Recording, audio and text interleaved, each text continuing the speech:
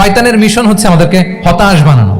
মুমিনের ডিকশনারিতে হতাশা নেই, আমরা হতাশ হই না, আমরা নিরাশ হই না, আমরা ভরসা রাখি এক মহান সত্তার উপর। আওয়াজ করে বলুন, তিনি কে?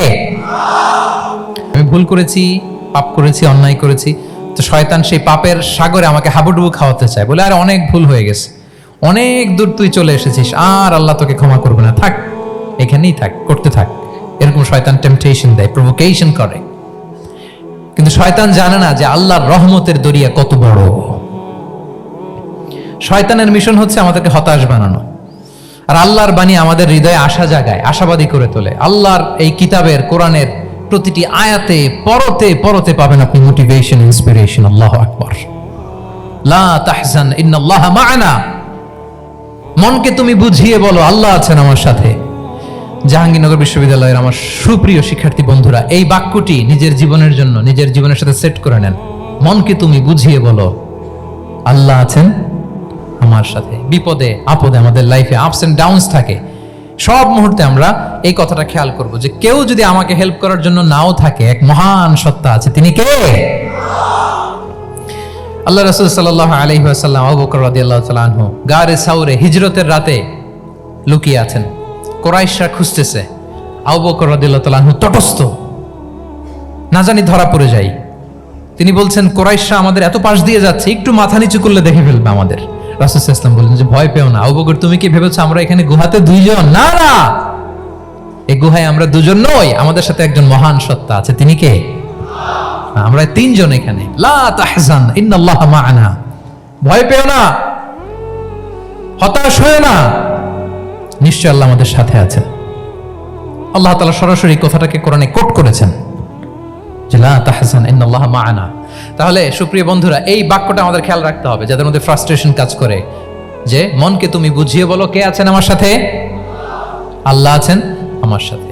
এরকম কোরআনের পরতে পরতে অনেক আয়াত পাবেন। লা তাইয়াসু মির রাউহিল্লাহ ইন্নাহু লা ইয়াইয়াসু মির রাউহিল্লাহি ইল্লাল কওমুল কাফিরুন। আল্লাহর রহম থেকে নিরাশ হও না। কাফিররা ছাড়া কেউ আল্লাহর রহম থেকে নিরাশ হয়?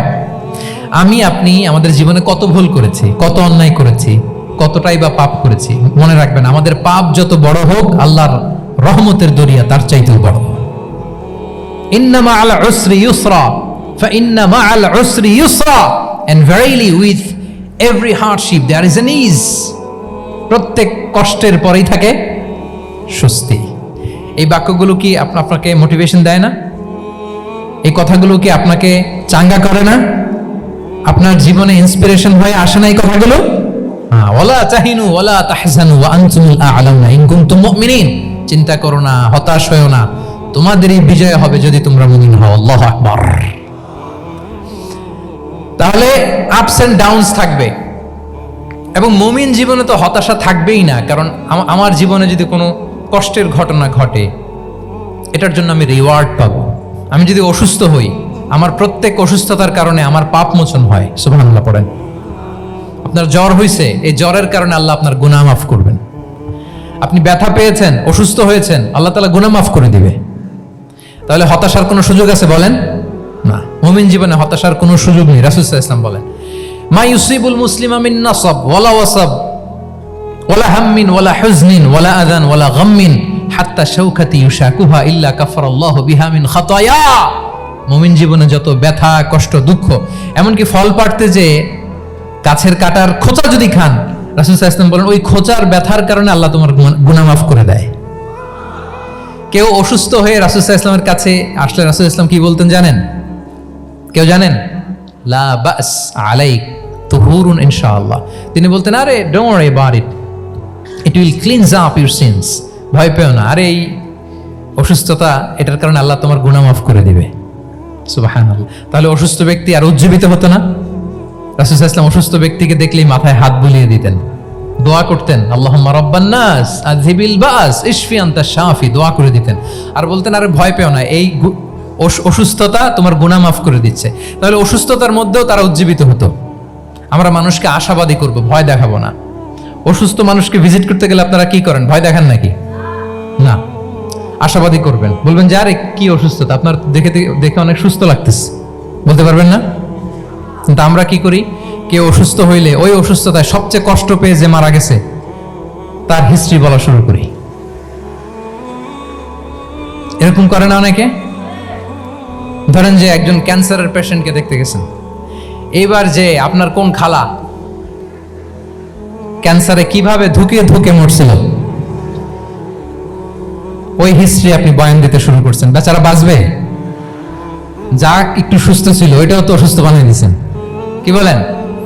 তাহলে ইসলাম আমাদেরকে আশাবাদী করে। প্রিয় ভাই এবং বোনেরা, কি করে? আশাবাদী করে। আমরা যদি আমাদের কোনো প্রিয়জনকে হারাই, আমরা আশাবাদী হয়েই হারাই, কারণ তাকে আমি চিরকালের জন্য হারাচ্ছি না। আপনি আপনার আব্বাকে হারাচ্ছেন তো কি হয়েছে? বাপ হারায় তো কাঁদবে নাস্তিক। কি বলেন? নাস্তিকদের তো মরার পরে নাকি আর কিছু নাই। হ্যাঁ, দেখবেন আপনাদের সামনে সামনে অনেক কিছু বলে যে কিছু নাই, যা দেখি না বিশ্বাস করি না। একা একা যখন মৃত্যুর পরে কি হবে চিন্তা করে ওর দম বন্ধ হয়ে আসে। ইসলাম মানুষকে আশাবাদী করে। দেখেন আমরা কত দূর দেখি, কত দূর ভাবি। আমার দাদা মারা গেছে, এটা আমার কোনো টেনশনেরই কারণ না, কারণ আমি সবসময় ভাবি আমার দাদাকে আমি ওপারে যেয়ে পাবো। আমার আব্বাকে আমি হারিয়েছি তো ওপারে পাবো। আমার বন্ধুকে আমি হারিয়েছি, কাছের বন্ধুটা যে আমার জন্য খুব ইন্সপিরেশন ছিল, সাময়িক বিচ্ছেদ এটা আমাদের জন্য, কারণ আমরা ওই জগতে বিশ্বাস করি। আল্লাহু আকবার। তাহলে হতাশা আমাদের ডিকশনারিতে আজকে থেকে রাখা যাবে। ইসলামিক লাইফস্টাইল যদি মেনটেন করতে চান, you have to be optimistic. Clear কথাটা? আচ্ছা।